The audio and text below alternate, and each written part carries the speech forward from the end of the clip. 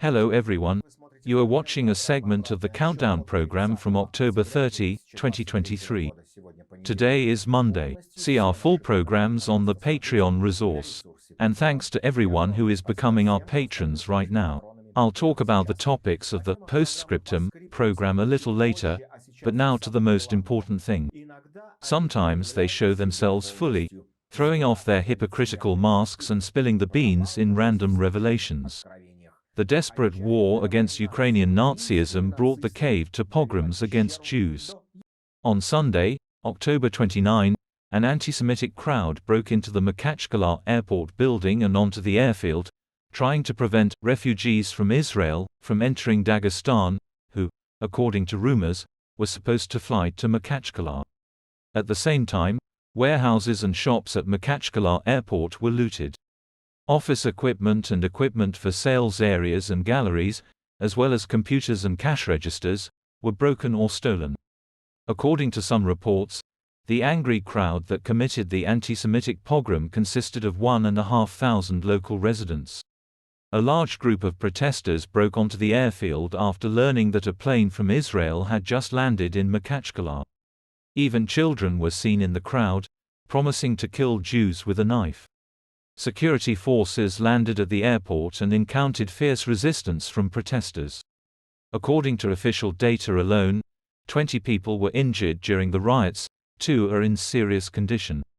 The local Ministry of Internal Affairs has already reported that more than 150 active participants in the riots have been identified, 60 of them have been detained and taken to the police for further investigation. Meanwhile, the situation in the Caucasus is becoming increasingly tense. An all-Caucasian protest action is planned here for October 30th.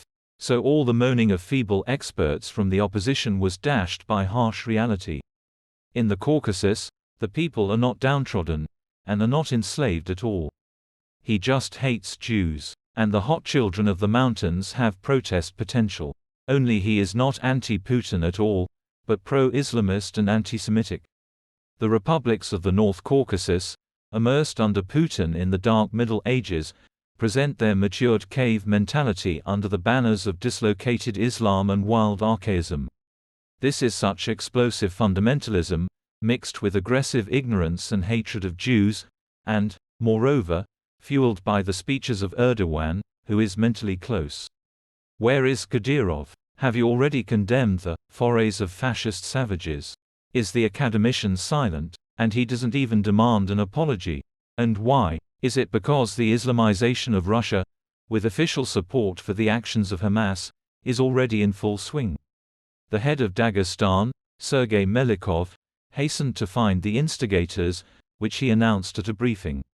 They say that it is the Banderite enemies who are shaking up the situation inside Dagestan in order to cause image damage to Russia, where there is no anti-Semitism, but on the contrary, there is a fight against the Nazis. Melikov officially announced that all residents of Dagestan empathize with the victims of the actions of unrighteous people and politicians and pray for peace in Palestine.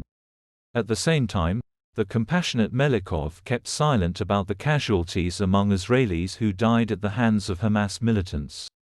But he promised that law enforcement agencies would give a legal assessment of what happened, clarifying that opponents of our country from abroad were trying to destabilize the situation in the Republic. He mentioned the Telegram channel Morning of Dagestan, in which residents of the Republic were encouraged to go to unauthorized rallies. Peskov also said that the events in Makhachkala are the result of external interference, including information influence. However, Putin will speak publicly today at a meeting with the participation of the heads of all law enforcement agencies, as well as Mishustin, Lavrov and Medvedev. Bonzes will bulge their eyes and hypnotize the problem.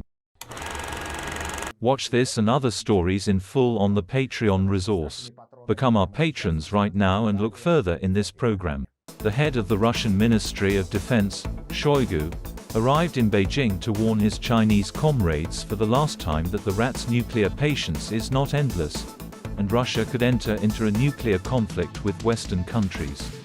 A study by the American edition of the New York Times showed that the Israeli leadership underestimated Hamas's ability to attack. Political conclusions will be drawn, but after the end of the military operation.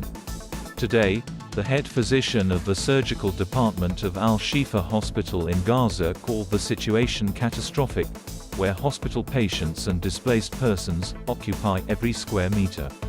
Watch in the program, Postscript. In the Caucasus, processes have been going on for a long time that are not controlled by Moscow. The first results of the Dagestan Sabbath. The Islamization of the North Caucasus republics has been going on for many years, and now Palestinization has been added to it. It is impossible to shake the situation in the Islamic world without receiving feedback from the regions. The propagandist Soloviev also saw signs of the impending collapse of the empire in the events in Dagestan. He tweeted a post calling for anti-Semitic rioters to be hanged. Moreover, the propagandist does not consider his call to publicly hang Muslims in multi-religious Russia as an impetus for the start of a civil war. And that is all. See this and other programs in full on the Patreon resource. And thanks to everyone who is becoming our patrons right now. Hugs to everyone. See you on Thursday. Glory to Ukraine.